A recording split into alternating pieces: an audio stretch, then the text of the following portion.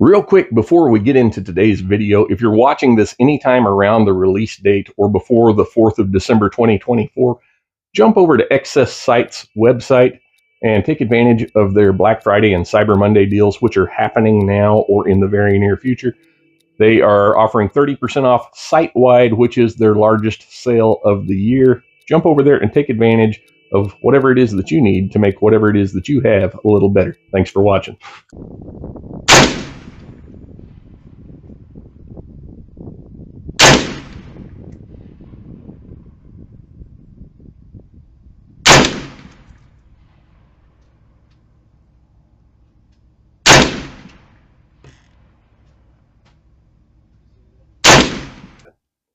Hey there folks, how you doing today? Welcome back to the channel, and please bear with any background racket that you might hear throughout this production. We are on location where life happens. There's stuff going on out there that can be heard in here. We're not going to let it stand in the way of the fun that we have in store for you. Today's video will be a product review of the Optic system that you see mounted on top of this rifle. Now, the rifle is not important. The Optic system is. That's what we're here to talk about today. This is the Oneleaf NV400 Commander Eagle in 2-26x50. Oneleaf originally reached out to me about this product last year in May. They wanted to send me one to check out. I told them, go ahead, send it out. By the time I got it, it was June. Shortly after that, we had Hurricane Beryl wreak havoc on our property here. It delayed many projects that I had planned over this past summer. When I finally got around to taking the scope out on this platform, I started doing my range work with it, and I discovered that there was a mechanical issue with the original optic that they had sent to me. So I got a hold of them. They said, oh, yep, that's a known issue. There's a few units that had that problem. No worries. They sent me another one. This one seems to work as intended, and for that matter, it works very well. If you are like me, you might not be a subject matter expert when it comes to low light capable optic platforms. Now, I said it that way because the thought police have some weird rules about things that you can say in this format, so we're going to stick with low light capable. What does that mean? It means that by use of the optic itself and some of the auxiliary features, you can successfully use this in low light. You can also use it in daylight. You might be asking yourself, where would that come in handy? Well, there's plenty of different reasons why you might want something like this. Living in East Texas, the predominant reason that I can think of is that there are a considerable amount of feral pigs in this area, and most of those are active at night. So being able to do something about them in that environment, I consider to be something really good. So now, you might have other reasons why you would want something like this or what you would use it for, and you might be asking yourself, well, is this one that I want to look at? Well, for starters, my knee-jerk reaction would be to say yes. I think that for what it is and for what it costs, it seems to work pretty well. So now we're going to go over some of the features of it, and I'm going to put them up here, and I'm also going to read them off to you so that we don't miss anything important. It has 3 different modes. It has day, starry, and that low light thing we were talking about. It records video in a variety of different high definition rates. More on that in a little while. The manufacturer recommends 4K 30 frames per second for low light applications. The low light range is either 1,300 feet or 437 yards, or for those of you that count in cabbages, somewhere around 400 meters. It has a 13 power digital zoom, a built-in electronic compass, first focal plane to second focal plane switching, one-shot zero, a button backlight, picture-in-picture, a 6 profile manager, 7 different reticle options with 5 different colors, and a screen aspect of either 16:9 or 4:3. This unit also came with the optional rangefinder and IR illuminator and came equipped with a 64 gigabyte micro SD card. So talking about that one-shot zero that I mentioned there, what does that mean? Well, I'm going to throw in a little video here. This is a video that Oneleaf has on their channel that they made that shows the scope being adjusted in a collimator. It's really easy to see. It's not necessarily the most fascinating video, but I'm going to show that to you real quick, and then I'm going to talk about what I had to do to actually zero this thing. Parts of this tutorial were sped up for the sake of time. Please note the difference in point of aim and point of impact as shown here with the arrows.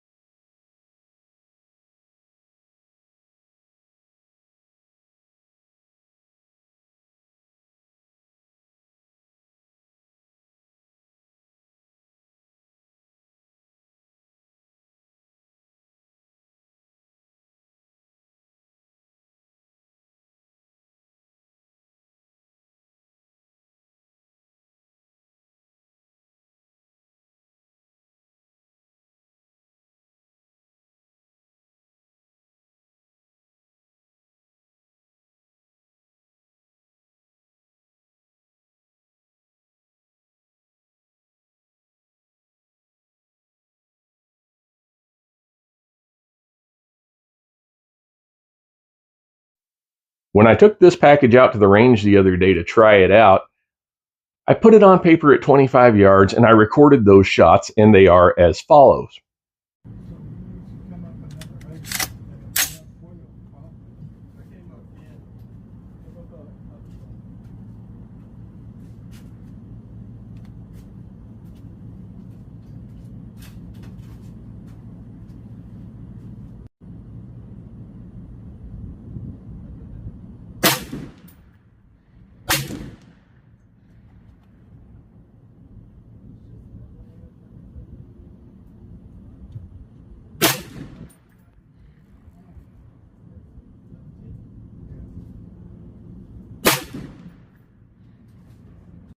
Now you'll notice they were hitting significantly to the right and significantly low there.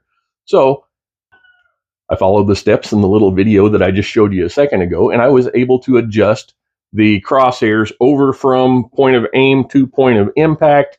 And by doing that, my next shots on paper were spot on.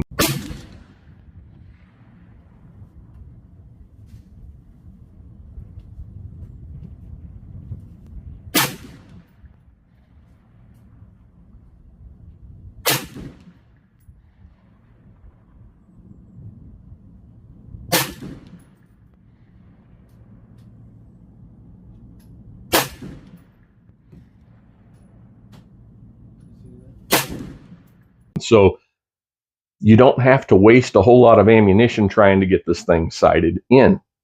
Now, if you're like me and you're used to conventional rifle scopes, first glance of this thing would probably confuse the heck out of you. And I'm going to show you up close here while I talk about it, some of the features and why that is a thing. Now, when you look at it, it looks like a fairly normal rifle scope in that it has turrets in places you would think there were turrets. It does have some buttons here on the back. It has this little springy rubber eye cup on the back. It came with two of those that are of different lengths so that you can put the one on that works for you. But it has all these buttons on it, and trying to figure out what they could do could be overwhelming at first. I just took it out and played with it and had it figured out in like 15-20 minutes. And I'm a bit of a dinosaur, so I'm sure anybody who is at peace with modern electronics would be able to figure this thing out in no time. Now, concerning that, it's a little bit strange in that up here on the top, it says 50 millimeter battery on that cap. There's actually one for a 65 millimeter battery, which is your 18650 as well. If you remove that cap where you would think your elevation turret would be, you'll find that that compartment contains a lithium-ion battery. That battery powers the scope, but that's not all. That's not the only battery that powers the scope.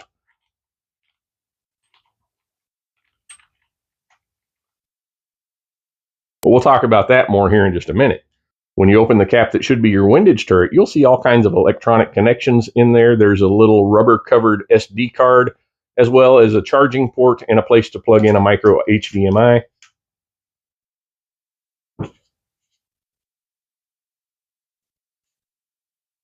So at that point, if you're like me, you're trying to figure out, well, how would I adjust this darn thing? Well, we'll get to that here in just a second.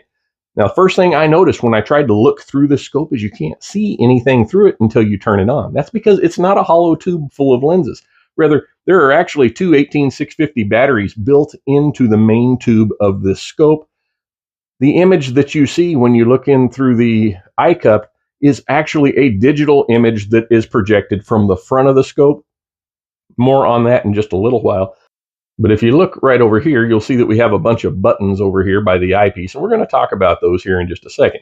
This button here with the green around the edge is your main power button. You press and hold it for a couple of seconds, and the unit will power up. That does take a minute. Now over here, you'll see we have our main menu selector with a button on top of it. That is what you use to cycle through the different modes on the scope. You can select a reticle. You can use that to make the adjustments to your point of impact. You can use it to change the display configuration. Then if you'll look over here, you'll see that we have a button with a video camera and a regular camera on top of it. That button is used to either take pictures or shoot video. Over here to the left of that is our button that cycles through the different modes, daylight, starry, or low light capable. And then over here on the other side, we have our playback button. You can actually visually look at what you recorded through this scope. Kind of a pain in the neck to do that. It's a little bitty screen. I would advise you to just go ahead and put the video onto your laptop so you can look at them later. But if you're out in the field and you really want to see if you got something or that, you can do it that way. Up here on the front, you'll see that there's an adjustment for parallax or focus when you are ranging at different ranges. That seems to work really well, although compared to the markings on it, it did seem to kind of work in reverse for me, but it was quick and easy to figure out. The rangefinder worked okay. I was shooting at a actual shooting range with known ranges, as well as I had my handheld laser rangefinder with me, and I did notice slight discrepancy between what this unit read and what my other rangefinder read and what the known distances were. But it wasn't really enough difference to make a difference. It was within a couple of yards, so no big deal there. The IR illuminator works really well when you're using it in either starry or low light capable mode. And I'll throw up a video here of playing around out on our property. And you'll see that I was able to focus pretty well on a large dog that was about 30 yards away from where I was standing at that time. I had mentioned earlier that the first unit they sent me did not work right. Well, let me elaborate on that a little bit. It did work. The issue was when you had everything ready to go and you would fire, it would lose focus on the object clarity just a little bit after your shot was taken, which you could still see it. It just went from being a nice, crisp, clear image to a fuzzy image. I actually have a video of that, and I'll show you what it looked like here.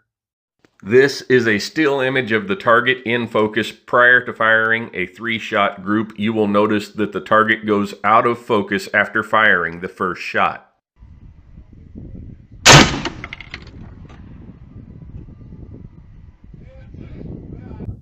I let them know about it. They sent me a replacement unit, and the new unit just doesn't do that. You'll notice from the shots that we fired there when we were zeroing this that it did not lose its clarity from one shot to the next.